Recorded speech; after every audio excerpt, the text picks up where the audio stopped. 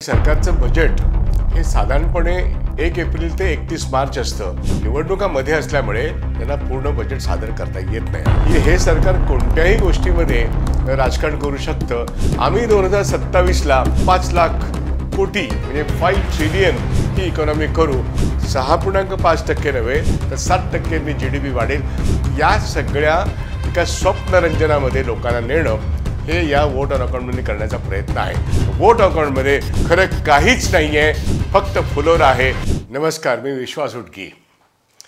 आज vote on account म्हणजे interim budget म्हणता येईल त्याला, पण याच्यामध्ये मुख्यतः निवडणुकीच्या मार्गाने हे सरकार जाणार असल्यामुळे, कारण त्यांची टर्म संपते मुळात मे महिन्यामध्ये, त्यामुळे अर्थातच 9 फेब्रुवारीला हे पार्लमेंट सेशन संपेल आणि मग निवडणुका जाहीर होण्याचा एक कालखंड साधारणपणे 10-15 दिवसात होईल। निवडणुका जाहीर झाल्यानंतर सरकार हे केवळ एक इंटरिम गव्हर्नमेंट म्हणूनच असतं, पण मग सरकारचा खर्च कोण करणार? आणि सरकारचं बजेट हे साधारणपणे 1 एप्रिल ते 31 मार्च असतं आणि हे 24 आणि 25चं जे वर्ष आहे तर निवडणुकांमध्ये असल्यामुळे यांना पूर्ण बजेट सादर करता येत नाही। ही एक पहिली पार्श्वभूमी म्हणून मग एक वोट ऑन अकाउंट म्हणजे 30 जूनपर्यंतचा खर्च सरकारने किती करावा याकरता सरकारची जी अपेक्षा असते त्याचं स्टेटमेंट त्यांनी मांडायचं असतं आणि त्याला लोकसभा आणि राज्यसभेने मंजुरी द्यायची असते। पण कसं आहे की हे सरकार कोणत्याही गोष्टीमध्ये राजकारण करू शकतं।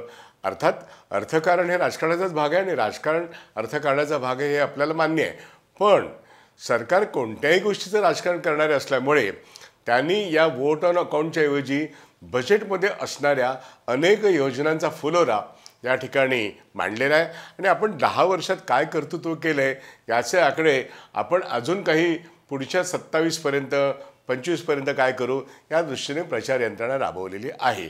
आजच्या वोट ऑन अकाउंटबद्दल बोलायचं झालं तर कालचा जो काही एक दिवस असतो वोट ऑन अकाउंटच्या आधीचा, तर सरकारने सर्वे जाहीर केलेला नाही आहे, पण सर्वेच्या आधी जे अनेक रिझर्व्ह बँक ऑफ इंडियाचे रिपोर्ट्स असतील किंवा IMFचे रिपोर्ट्स असतील, सगळ्यांनी भारतीय अर्थव्यवस्था किती संकटात आहे आणि त्याचे 205 लाख कोटीचं एकूण कर्ज आणि त्यांची कर्ज परतफेडीची क्षमता याच्यावरती प्रश्न उपस्थित केले आहेत आणि एकूणच सार्वभौम भारताचा कर्ज, अंतर्गत कर्ज आणि विदेशी कर्ज मिळून भारत कर्जाच्या सापळ्यात आहे आणि तो त्याचा GDPपेक्षा जास्त खर्च आहे हे IMFने डिसेंबरपर्यंतचे आकडे देऊन स्पष्टपणे सरकारला एक चपराक लगावली आहे, इशारा पण दिला आहे। या पार्श्वभूमीवरती 1 फरवरीचं आत्ताचं स्टेटमेंट याच्यामध्ये आम्ही 2027 ला 5 लाख कोटी म्हणजे 5 ट्रिलियन ही इकॉनॉमी करू। आम्ही निश्चितपणे प्रगतीच्या दिशेने जात आहोत। 6.5% नव्हे तर 7%नी जीडीपी वाढेल। या सगळ्या एका स्वप्नरंजनामध्ये लोकांना नेणं हे या वोट ऑन अकाउंटमध्ये करण्याचा प्रयत्न आहे। मग महिला असतील, किसान असतील, म्हणजे लेबर फोर्स असेल, म्हणजे कामगार असतील, छोटे उद्योग असतील, सगळ्यांच्या बाबतीमध्ये योजनांमध्ये जी वारेमाप फेकाफेक आहे ती प्रचंड घृणा आणणारी आहे। फेकाफेक यासाठी म्हणायचं की 10 वर्षापूर्वी त्यांनी सांगितलं होतं 2 कोटी रोजगार, नाही झाले।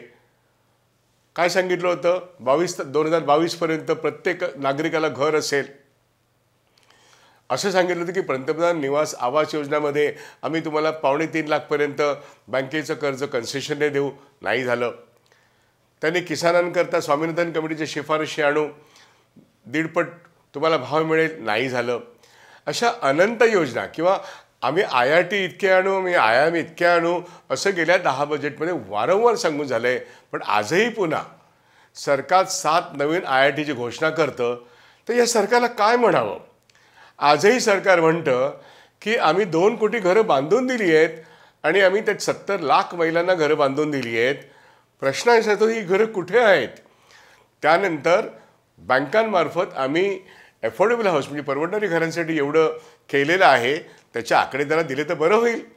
परंतु हे सगळे आकडे हे भूलभुलैयाचे आहेत। जनधन खाती जेव्हा RBI किंवा इकॉनॉमिक टाइम्सने रिपोर्ट करून सांगितलं की 10 कोटी जनधन खाती डॉर्मंट आहेत, म्हणजे त्या ठिकाणी व्यवहारच कोणते होत नाहीत, म्हणजे बंद आहेत.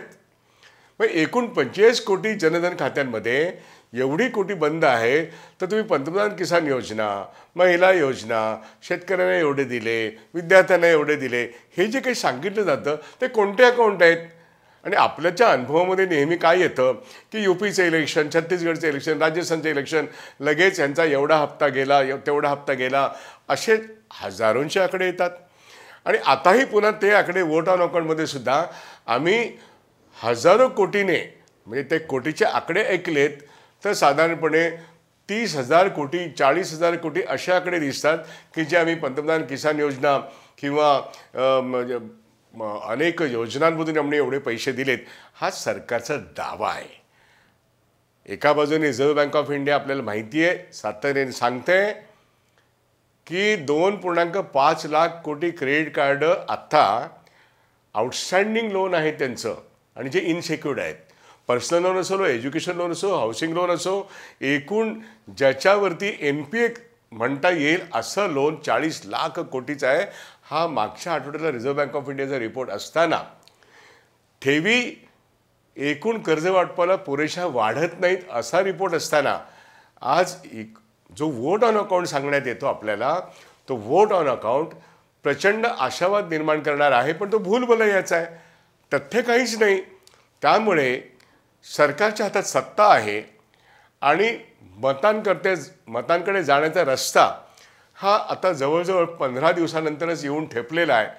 त्यामुळे मतं मागण्याकरता युवा, महिला, किसान, कामगार, छोटे उद्योग यांसाठी आम्ही काय केलं, शिक्षण क्षेत्रामध्ये काय केलं, आरोग्य क्षेत्रात काय केलं हे सांगण्याची एक अहमिका पंतप्रधान आणि आपले अर्थमंत्री करतायत. पंतप्रधान तर सांगून मोकळे झाले की पुढचं बजेट आम्हीच सादर करू. याचा अर्थ तुम्ही आम्हाला निवडून द्या, आम्ही निवडून आलो की आम्ही 5 लाख कोटी आणि 7 लाख कोटीचं 2030 सालपर्यंतचं विजन आहे ते पूर्ण करू. आणि विकासाने आम्ही पुढे जात असताना आम्ही विकसनशील देश नाही आहोत, विकसित देश आहोत, हा या सरकारचा दावा आहे. आज आंतरराष्ट्रीय स्तरावरती भारत सरकारची जी काही आर्थिक अवस्था आहे ती विकसनशील देश म्हणून आहे. आणि IMFचा रिपोर्ट असो किंवा ऑक्सफॅमचा रिपोर्ट असो, दरडोई खर्च जर 200 रुपयापेक्षा रोजचा नाही आहे, आणि मग आपण ब्रिटनशी तुलना करतो, अमेरिकेशी तुलना करतो, चीनशी तुलना करतो, GDP जरी 6.5% हा जरी तुम्ही क्षणभर 2025पर्यंत किंवा 2024चा मान्य केला, तरी तो GDP त्याचा जो व्हॉल्यूम आहे तो चीनपेक्षा कमी आहे. कारण त्यांचे काही 19 ते 20 ट्रिलियनचा प्रश्न आहे. इथे अमेरिकेचं 21 ते 22 ट्रिलियनचा प्रश्न आहे. फ्रान्स आणि इंग्लंडसुद्धा आपल्यापेक्षा त्या GDPच्या दृष्टीने साईजने मोठा आहे आणि पर कॅपिटा इन्कमने पण मोठा आहे. आणि या ठिकाणी ज्यावेळेस तुम्ही स्वतःच सांगता की 5 किलो धान्य आम्ही मोफत देऊ रेशनच्या दुकानावरती, याचा अर्थ या देशातली गरीब जनता 80 कोटी तुम्ही मान्य करता. मग तुम्ही इतकं खोटं का बोलता? पण वोट ऑन अकाउंटमध्ये सुद्धा ते खोटंच बोलत राहत आहेत. आणि पुढच्या 5 वर्षात आम्ही रेशनवरती 80 कोटी लोकांना धान्य देऊ असं म्हणत असताना शेतकऱ्यांच्या शेतमालाला ते भाव देत नाहीत, ते महागाई कमी करू शकत नाहीत. कारण आज ते म्हणतात आम्ही महागाई कमी केली, पण रिझर्व्ह बँक ऑफ इंडियाचा अहवाल म्हणतो की 4 ते 6% दरम्यान अजूनही महागाई आहे.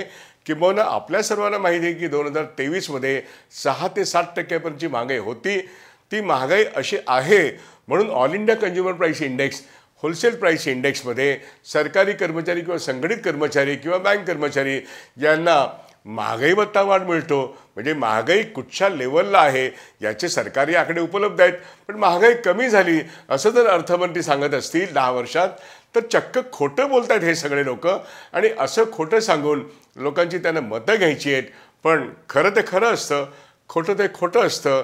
तर भारतीय अर्थव्यवस्था आज जरी बजेट आज नसलं तरी मागच्या वेळेस 45 लाख कोटीचं बजेट, त्याचा जो बॉटम साईज आहे त्याच्यामध्ये 10 लाख कोटीचा इन्फ्रास्ट्रक्चरवरती खर्च करणं हे त्यांनी सांगितलं. पण त्याचं ह्यावर्षी काय केलं सांगितलं नाही. पण आत्ताच्या वोट ऑन अकाउंटमध्ये आम्ही 11 लाख कोटी इन्फ्रास्ट्रक्चरसाठी खर्च करतो असं त्यांनी सांगितलं.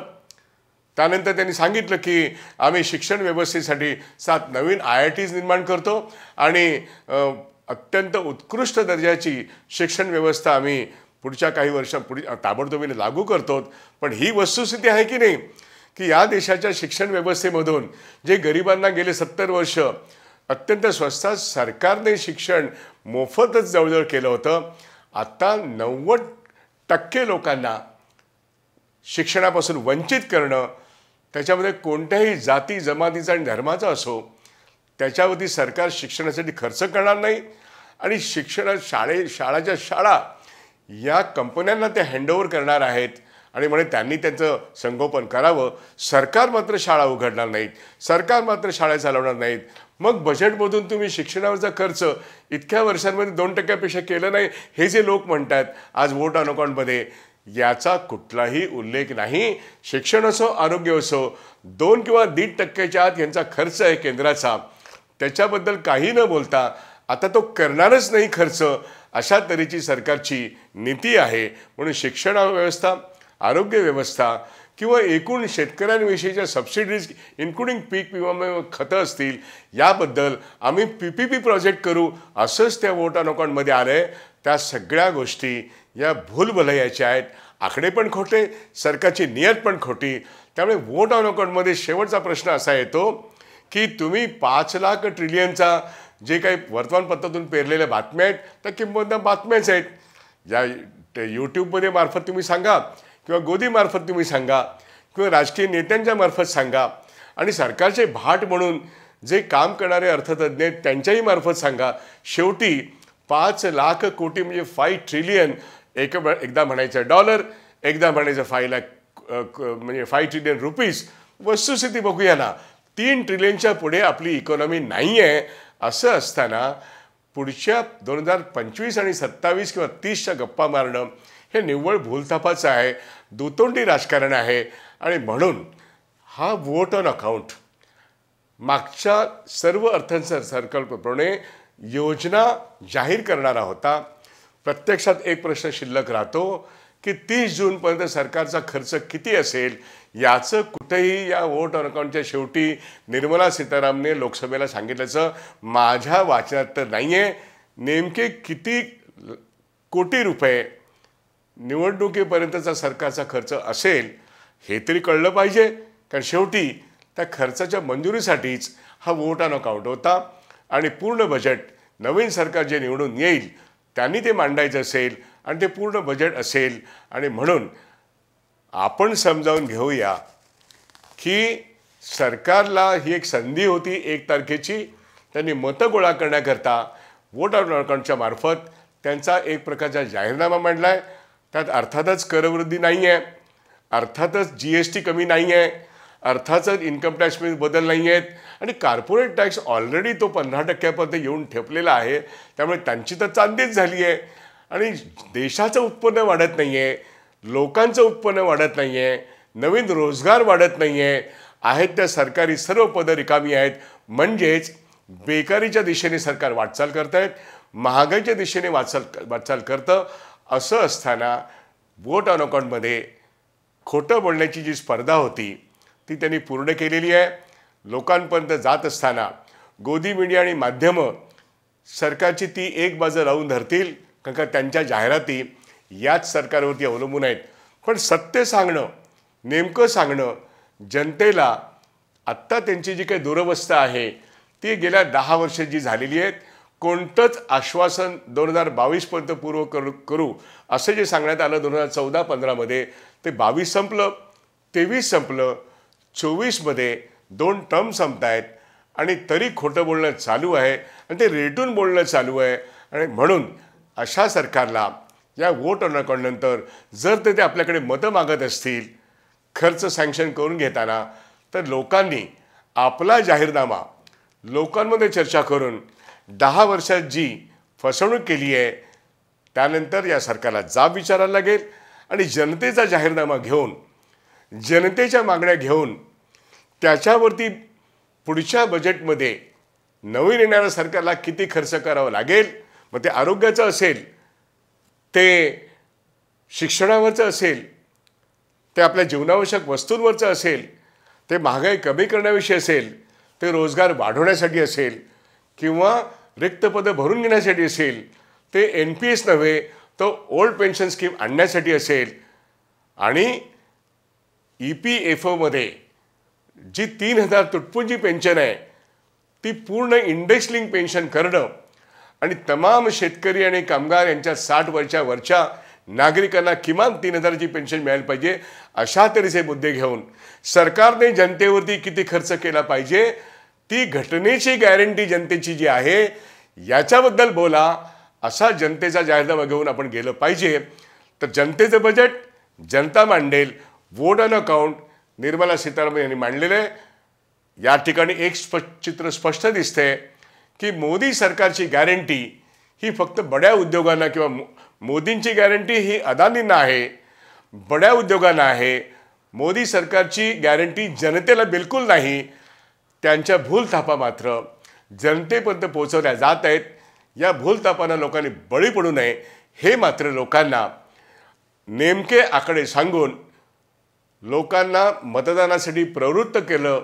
जर ते मतदान आमच्याकडे करा असं सांगत असतील, पुढे आम्ही परत येऊ असं सांगत असतील, त्यांना परत कधीच सत्तेवरती येता कामा नये. यासाठी जनतेने प्रयत्न केला पाहिजे. जनतेने आपल्या प्रश्नांवरती, आपल्या जाहीरनाम्या प्रश्नांवरती आपलं बजेट काय असेल हेच सांगण्यासाठी एक सामूहिक कृती करण्याची गरज आहे असं मला या वोट ऑन अकाउंटच्या निमित्ताने वाटतं. खर्चाचं बजेट त्यांनी काय मागितलंय हेच जर स्पष्ट नसेल तर वोट ऑन अकाउंट पास होऊन जाईल. परंतु लोकांनी या प्रश्नावरती या दुतोंडी सरकारला, प्रचारिक सरकारला घरी बसवण्याची गरज आहे आणि नवीन सरकारला नेमकं जनतेला काय हवं त्याची तुम्ही अंमलबजावणी करणार असाल तर आम्ही तुम्हाला मत देऊ हेही सांगण्याची हिंमत लोकांनी ठरवावी. आणि म्हणून मी असं म्हणतो, वोट ऑन अकाउंटला उत्तर जनतेच्या मागण्या जनतेच्या जाहीरनाम्यातून यायला पाहिजे असा कुठेतरी विचार लोकांनी केला पाहिजे आणि ह्या सरकारला घरी बसवलं पाहिजे असं या निमित्ताने सांगणं आवश्यक आहे. तर वोट अकाउंटमध्ये खरं काहीच नाही आहे, फक्त फुलोरा आहे आणि थापा आहेत.